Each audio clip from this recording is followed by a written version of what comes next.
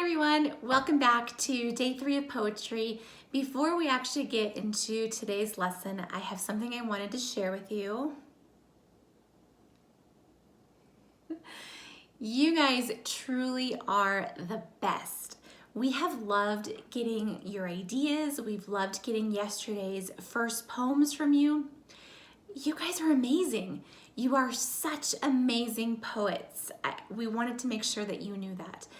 So keep them coming. You know, we would much rather be in the classroom doing these lessons live in front of you, interacting with you, being able to conference with you and answer your questions.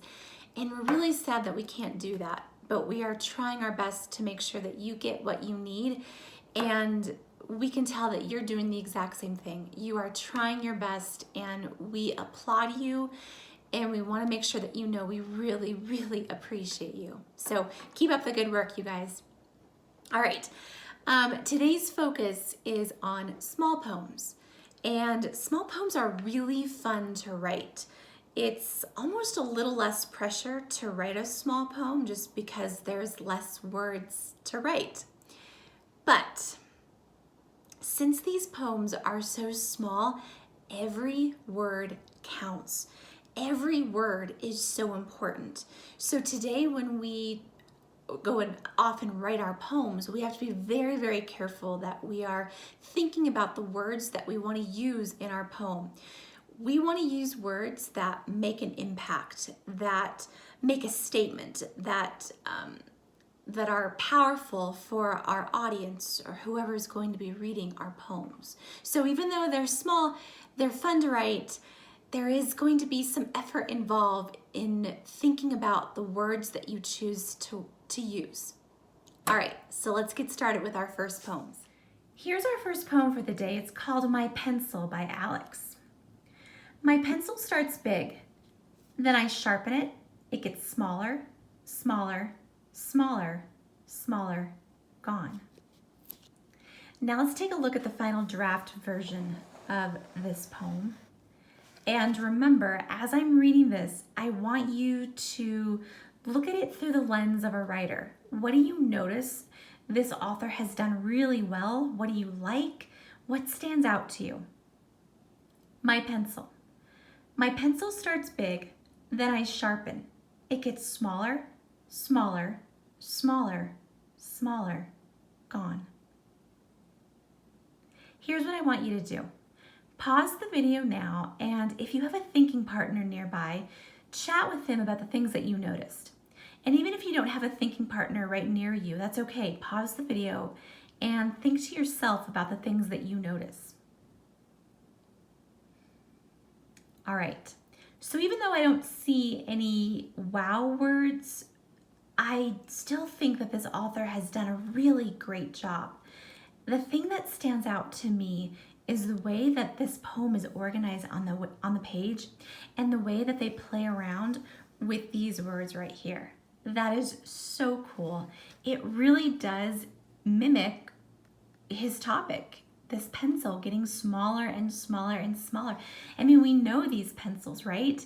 I mean, we've seen them. We've tried to sharpen this pencil and see how much we can get out of it.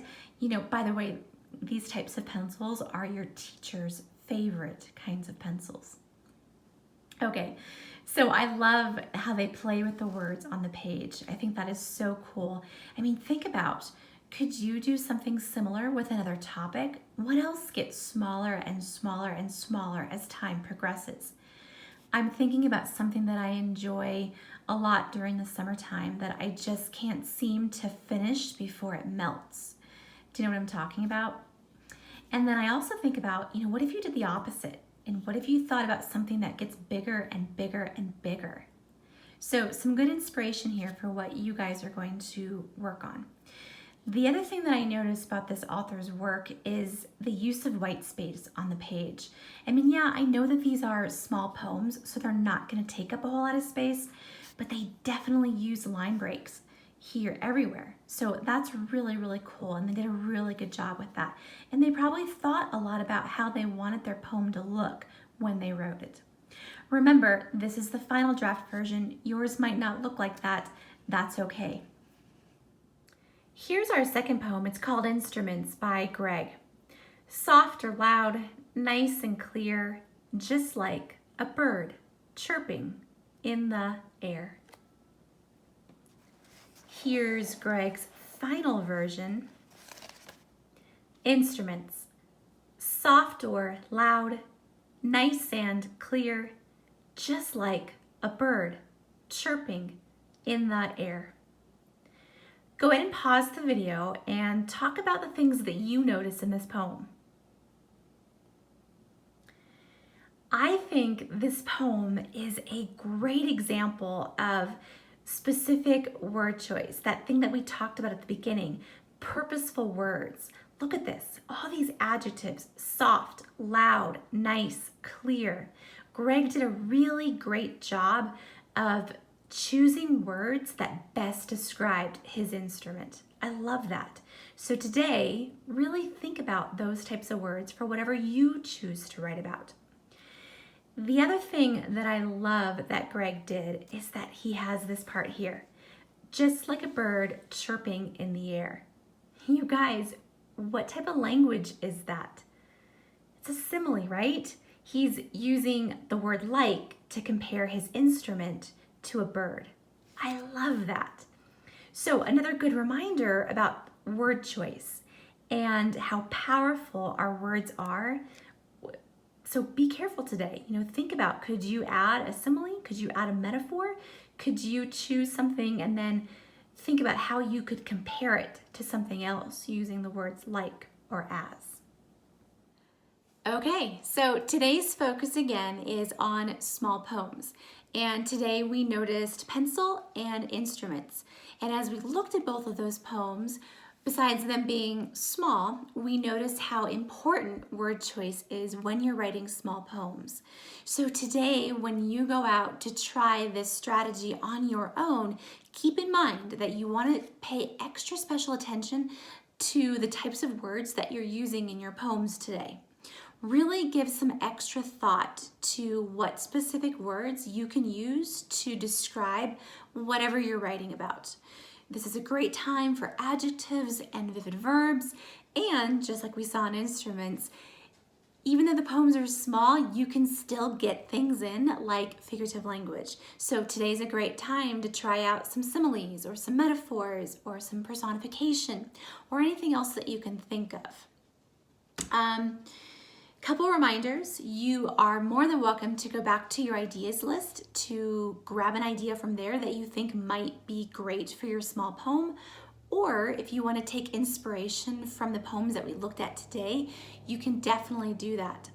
I've also attached a copy of the poem that I worked on for this activity, so you're more than welcome to use that as an inspiration. But just remember, these are inspirations only. Please don't copy the words or try to, we don't want to plagiarize. These are just to help us get ideas of things to write about, but we're definitely going to use our own words and put our own effort into creating our own version. All right? A couple other things that I want you to remember as you write. Make sure that you've got a title. Make sure that you get a byline in there. Remember that byline is who it's by. Also, don't forget to play around with the white space on the page. Remember that poems don't go margin to margin. They don't take up the entire space on the page, and that's okay. So play around with line breaks, play around with stanzas, play around with the size of your letters if you want to do something like that. Okay? And last thing, before the day is done, make sure that you choose one of the poems that you worked on today. Take a picture of it in Seesaw. Make sure that it's a good quality picture up and close so that we can see the words on the page. And don't forget to record yourself reading that poem to us in a nice, clear voice. And then submit it to us via Seesaw. All right, you guys, we cannot wait to see what you do today. Good luck on your small poems. You're awesome. Bye.